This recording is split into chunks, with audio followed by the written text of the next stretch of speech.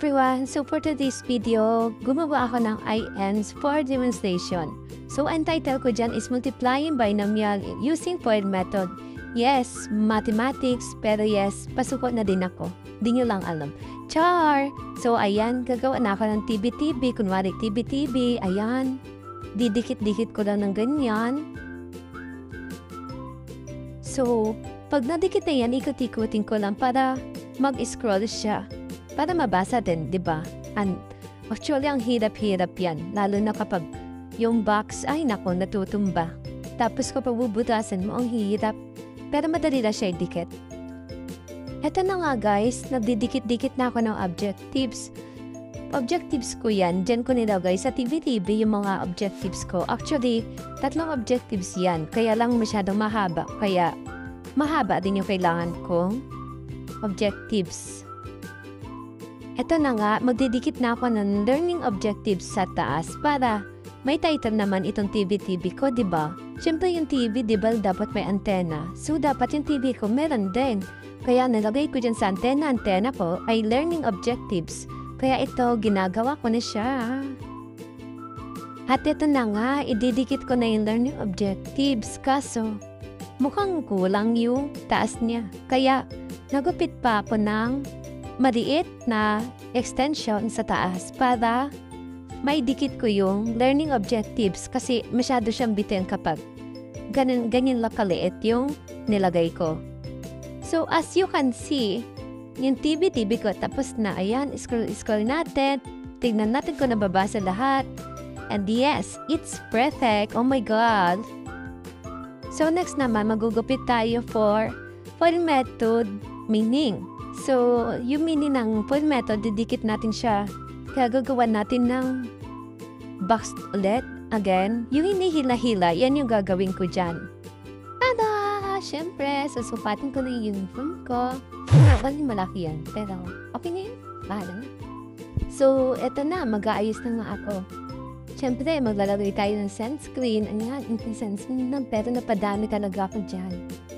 Pati leeg, siyempre, para pantay, di ba? Ayan. So, ayan. Hindi na naman sa ganda-gandahan ang babaeng ito.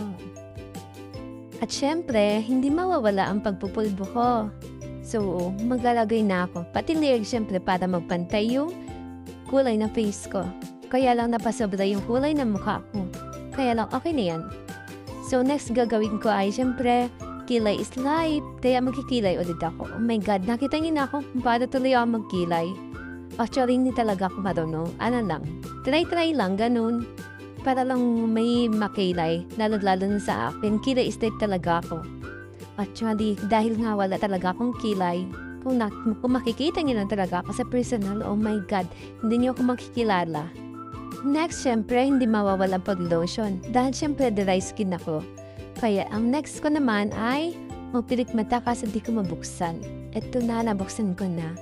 So, yan, mapipilit mata ako kasi syempre, sobrang nipis ng pilit mata ko. Grabe, wala na nga akong kilay, wala pa akong pilit mata. Kaya kailangan ko talaga ng makeup kit.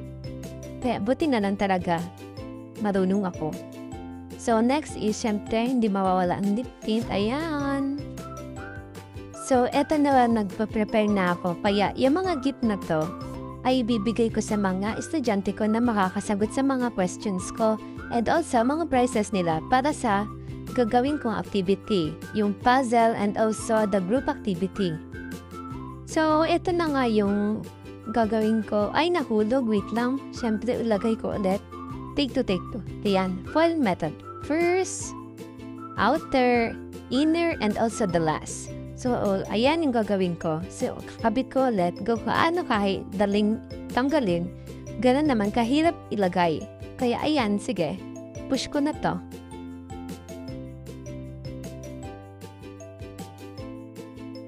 Siyempre, hindi mawawala ipinaghirapan kong TV. Ayan, so nood-nood na kayo mga letters.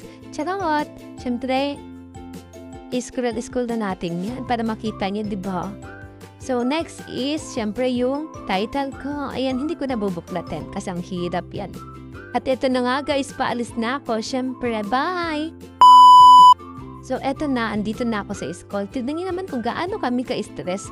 Lalo sabay-sabay kami magde-demo. Tapos wala kami magamit na room, guys. Ang dami-dami pa namin magde-demo. So eto na, na-start na ako. Actually, paggabi na yan eh. Pero para sa grades, go. Kahit anong oras makauwi, basta matapos lang ang lahat ng paghihirap na to. So yan. Actually, nagkamali-kamali pa ako dyan. Kaya ilang take talaga ako ng video namin. Pero carry lang kasi at least na-survive ko naman ang lahat ng to. Yes, naging successful ang demo ko. Thanks God.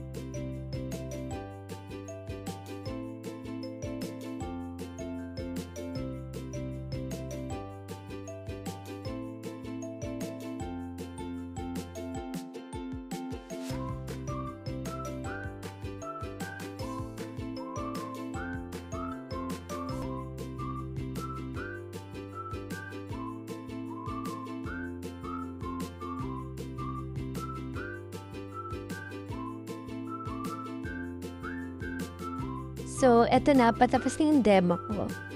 Nag-goodbye din sila yan. Ayan. Sige, ayan, nangyari. Kinuhaan ba naman? Nag-agaw-agawan na kami sa mga prices, be. Hanggang dyan na lang. Bye!